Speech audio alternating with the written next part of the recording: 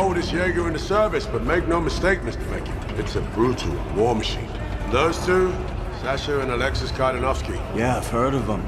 Perimeter patrol, Siberian Wall. On their watch, it stayed unbreached for 6 years. 6 years.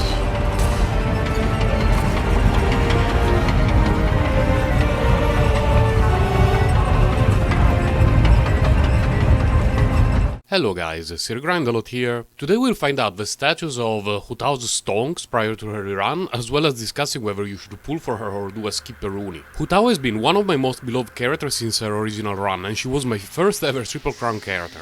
She's a single target specialist, meaning that running over bosses and quickly clearing Abyss chambers is where she feels at home. And I'll now evaluate her using the same system that I used in the previous video dedicated to Yelan's rerun, so go check that one out. Hu Tao's kit in a vacuum is not great, but pretty okay.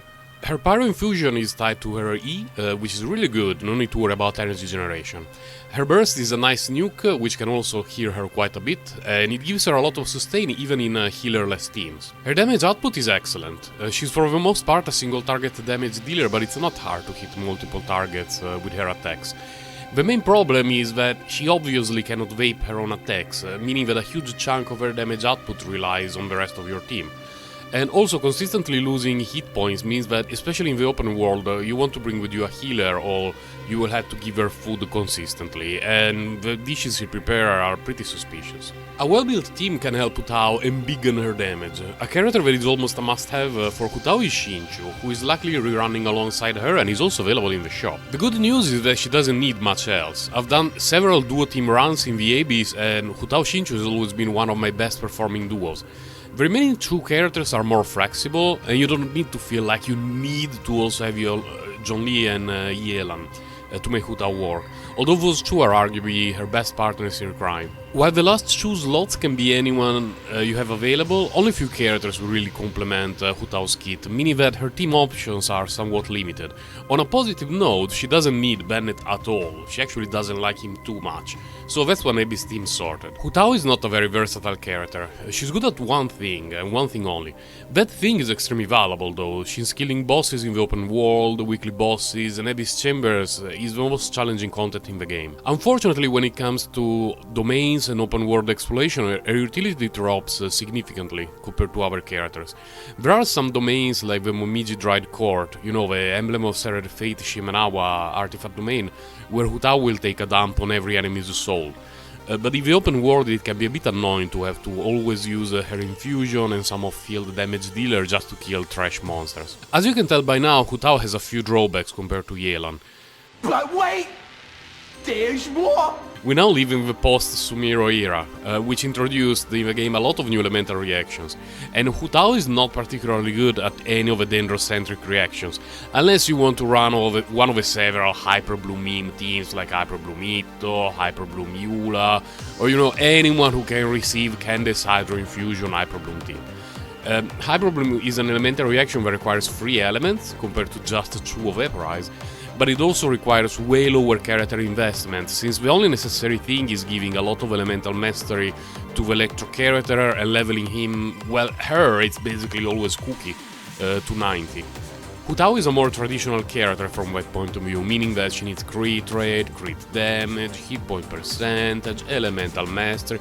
It's going to take more raising to have her properly equipped. And then you have to do the same with Xingqiu. We now get to the crux of the matter. Is Hu Tao still worthy of your hard-earned Primogems? Up until her first rerun, the answer was a resounding yes.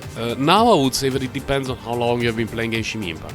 If you have only started recently and you have a nice core of Sumero characters, there is a very good chance that your account is going to benefit way more from a character like Yelan, and investing your raising and Primogens in improving your Bloom and Hyper Bloom teams is going to be a cheaper and more cost-effective way of tackling hard content. If you've been playing for a while, you have some good pieces from the Crimson Witch domain or Shimenawa set, and you want to diversify your roster, a single target damage specialist like Hu Tao can be extremely effective, especially if you have resources to build her up as well as Xingqiu and other useful supports. Her playstyle feels very unique compared to many other characters, and I will never get tired of dashing around and selecting targets to put at rest. Speaking of dashing, Should you go for Constellation 1 or that juicy Homa Aqua banner? Getting Homa will increase Hu Tao's damage numbers, and without a Signature Spear you're likely going to use Dragon's Bane or some other 5-star option. Her Constellation 1 allows her to play like this,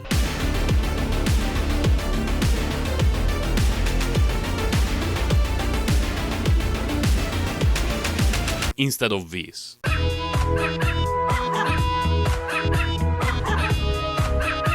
I would favor her Constellation 1, but I also know that it's hard to play a character knowing that the performance is not at the best because you're missing the signature weapon.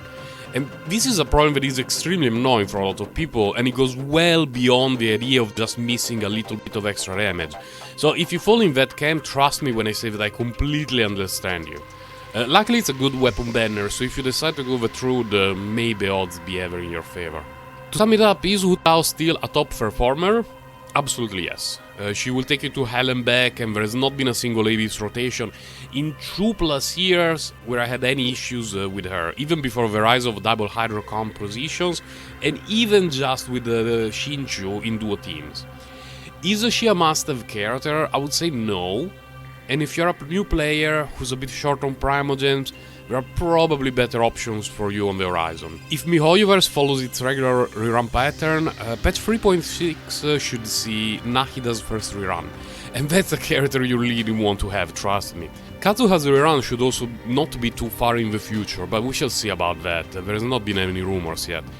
If you do decide to pull for Hu Tao, she's going to bring you a lot of joy and you're not going to regret it.